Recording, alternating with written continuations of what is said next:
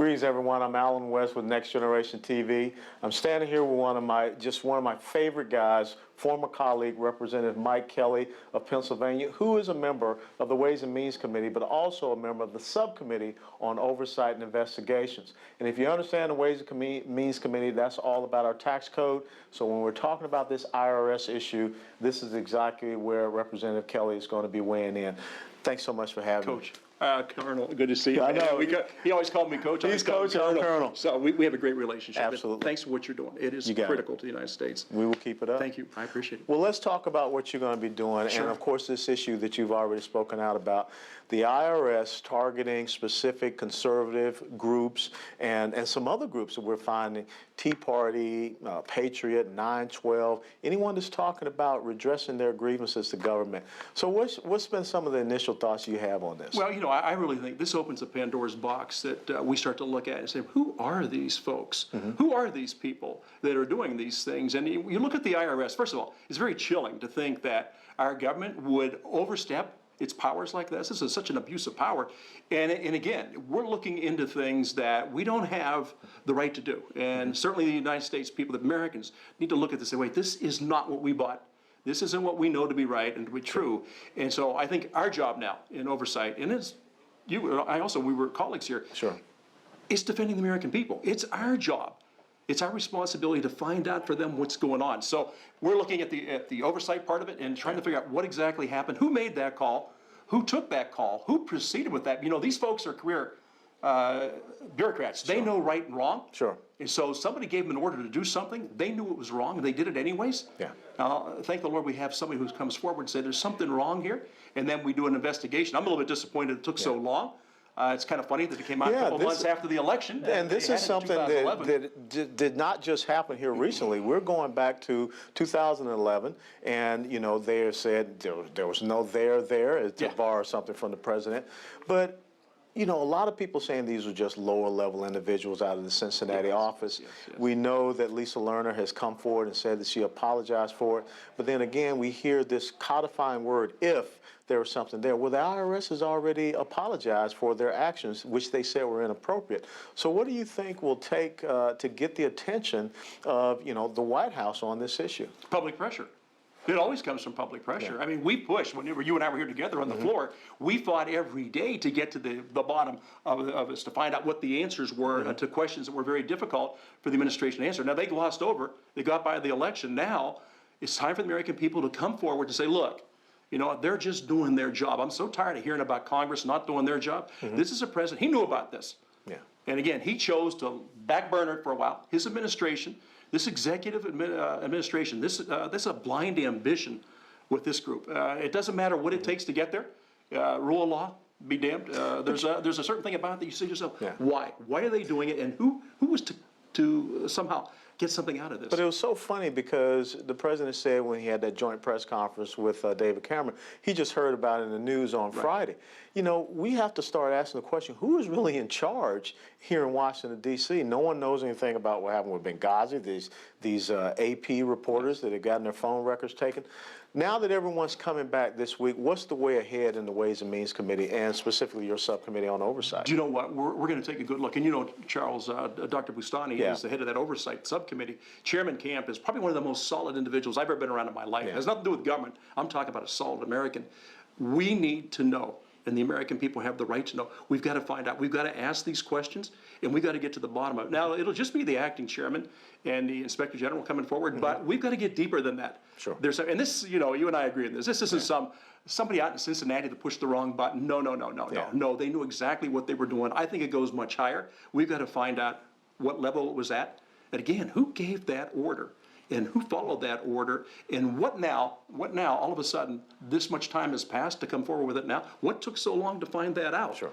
And I think we're finding out with this administration, you never get the answer. You get a spin. Yeah. These are the masters of deceit and distortion, and they try to get your eye off the ball.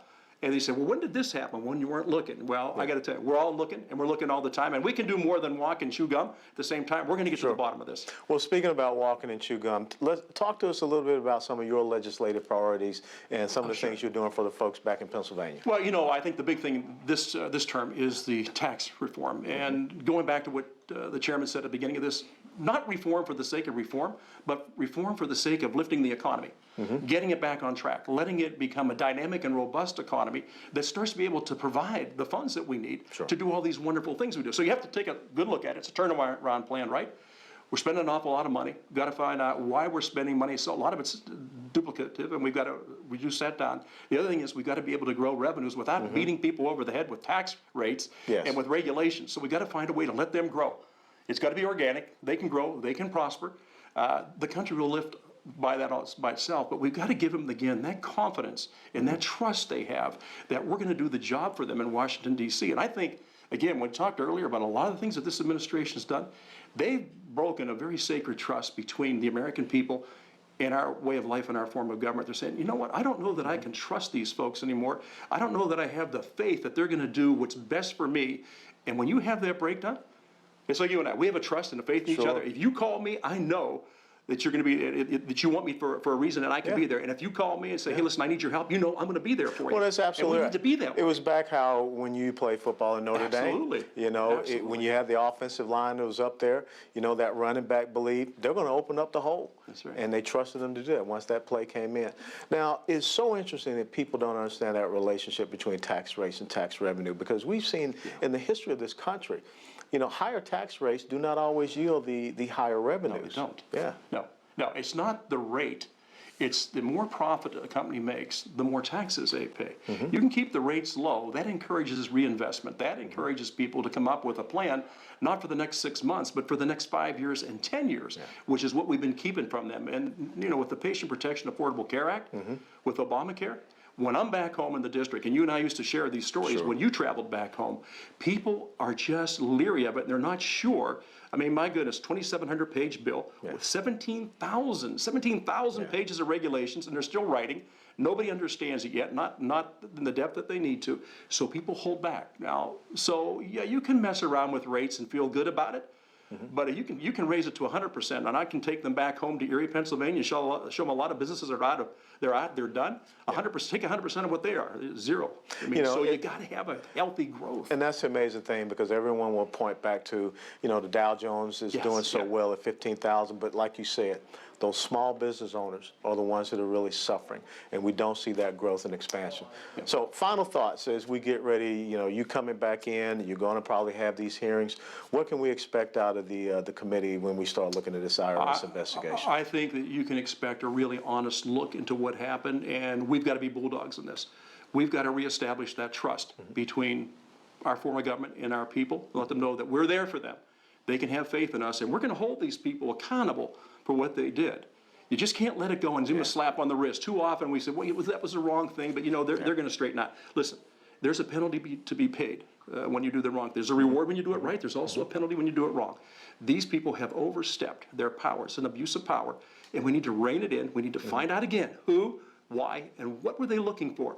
And I think what you and I are both concerned with, it may not just be the folks we're talking about now, and as time goes on, we may see more people come forward and say, you know, they're also targeting this group or that group. But the idea that it was conservatives, that's very chilling. There's other groups out there doing the same thing. These 501c4s are out there doing the same thing. The question was, so you only looked at the conservative groups?